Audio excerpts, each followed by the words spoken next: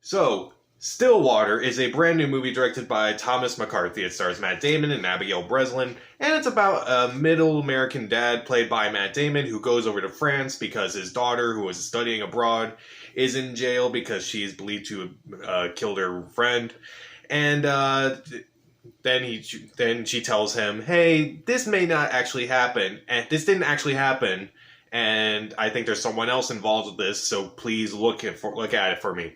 And so he's on this mystery trying to find out if that's actually true.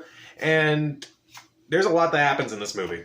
So this was a movie that I was not really looking forward to. It wasn't like a movie that was like angry that was actually happening. It was more like, this movie's kind of happening, and I keep forgetting it was happening, even though Matt Damon's in it. And I don't know. Even though Thomas McCarthy directed it, he previously directed Spotlight, a movie that has kind of grown on me over the years. So it's definitely curious to see like what was going to happen with this movie. And the trailers, for the most part, just didn't really interest me too much. Unfortunately, it's like, oh yeah, it's a movie that's coming out, I guess. Have to wait and see. And this movie is fine. It's okay, but I just feel like it's just scratching the surface and not really doing anything else, unfortunately. Is there anything that works? There's a lot in this movie that actually does work. First off, Abigail Breslin as Matt Damon's daughter, I thought she was really good in this movie. This is definitely one of her better performances. You can definitely tell a lot of the times that she's hiding a lot of things. She also hits a lot of her emotional keys very well throughout this entire movie. And I thought she was the best part in this movie. Also, the actress who played the young girl that befriends Matt Damon in this movie, I thought she was also really good too. I don't remember her name, unfortunately. Also, I do like the handling of various subject matters, and that's also kind of leads into like my problems with this movie, which I'll explain. I do like the handling of various subject matters, like how they handle, Matt Damon's beliefs. I do think that's really interesting. I do also really like how they kind of portray various things that are seen as American and show that it's not really just an American problem, it's a global problem, which I also thought that was a very interesting take on this subject matter as well.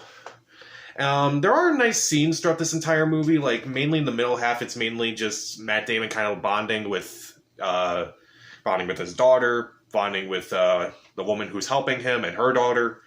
Those scenes are very nice, and there's also a really good musical score by Michael Dana throughout the entire movie. It helps a lot of the emotional scenes, which are very lacking for the most part, with the exception of Abigail Breslin, who I thought, again, she was incredible in this movie. That leads me into my problems with this movie. The first problem, Matt Damon. I usually like Matt Damon in movies, but here, he's very one note, and you can tell, like, how he's supposed to be feeling about this, but you wouldn't tell it by his face, oh god. You can tell it by the score, and kind of tell by what's happening in the movie, like, you can't really tell by Matt Damon, like, he's just kind of like this throughout the entire movie, like, yeah. You can't really tell, like, what he's feeling. You just automatically know how he's feeling, but you never really... It kind of got annoying after a while, because it's like, he just doesn't really change his emotions in this movie whatsoever, and it just kind of makes for kind of a boring lead character, unfortunately. And kind of like what I mentioned about certain things that happen in this movie, like, oh, they're going to talk about how, certain things that are seen in America as a problem. It's actually not just an American problem. It's actually a global problem. They never really address that. They just scratch the surface for like a minute, and then it's gone for the rest of the movie. They never fully address it. And I kind of wish this movie actually did that. Like, they kind of like goes further than just saying, hey, this is a thing. Bye. Deal with it later. And you never deal with it later. This movie is 2 hours and 19 minutes long. You could have dealt with it. This movie also feels like it's 3 movies. Like, the first movie is kind of a slow-moving thriller, unfortunately. And then the second act feels like a family drama that, I guess it's supposed to be about how Matt Damon is supposed to try to not necessarily just reconnect with his daughter, but kind of like see where he kind of went wrong.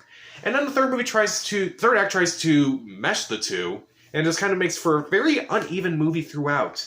I will say this, the first act is probably the worst, because it's just almost nothing, but it just feels directionless, and I kind of just didn't care too much for the first act. It was like, the second act was definitely a little more interesting, third act was a lot better, So I guess I can say it's a movie that gets better as it goes along, so that's a good thing.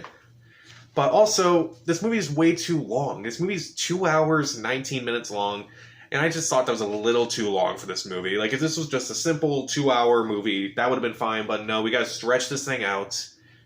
I don't know why, but they just do. So, Stillwater, it's an interesting idea, and I do think the movie has some good performances, mainly from Abigail Breslin. The score is good, some nice scenes, and they do handle a lot of difficult subject matters. But all it does is just say, this is a problem, and it never does anything with it. So, and also some of the performances aren't that great, like Matt Damon. Also, the woman who helps him on this mission, she's fine. She doesn't really do anything. She didn't really connect to me, unfortunately. And I just wish this movie went for it in areas where it didn't. And I wish it didn't go into areas where it did. So that's all I can really say about Stillwater. I'll give Stillwater 2.5 out of 4 stars. Stream it. So what is your favorite Matt Damon movie? Comment down below, subscribe to the channel. This is Pat, and stay safe.